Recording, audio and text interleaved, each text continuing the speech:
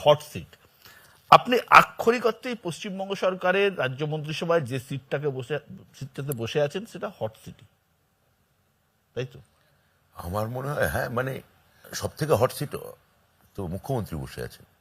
মুখ্যমন্ত্রীর ইচ্ছানুসারে আমরা সবাই বিভিন্ন দপ্তর সামলাচ্ছি।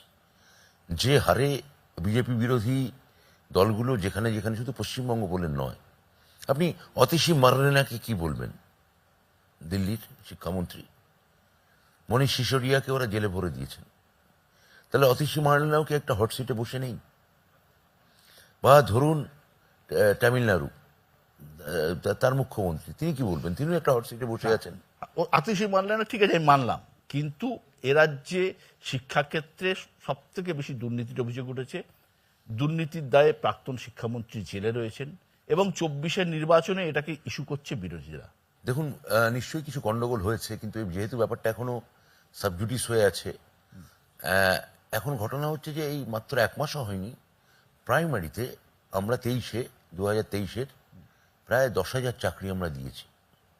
একটা দুটো মামলা হয়েছে, সেই মামলাগুলোই আমরা জিতেছি, কিন্তু সেটা নিয়ে কোনো গণমাধ্যমে কোনো চর্চা নেই, কোনো আলোচনা নেই। বলুন না আপনি। এই তো বললাম যে কেননা কাজটা অনেকটাই নির্ভুল করা গিয়েছে। এখন একটা আধটা হিউম্যান এরর বেরোতে পারে, কিন্তু আমি আপনাকে বলছি ডেলিভারেট কোনো ভুল না প্রাথমিক শিক্ষা পর্ষদ, না স্কুল সার্ভিস কমিশন, গত 2 বছরে হয়নি, আর হবেও না কোনোদিন। আপনি দায়িত্ব নিয়ে আমি দায়িত্ব নিয়ে বলছি, আর কোনোদিন হবে না। কেন হবে না? মানে দেখুন, ভুল হতে পারে কোনো একটা। পার্থ চট্টোপাধ্যায়ের জমানাটা কি ভুল ছিল নাকি?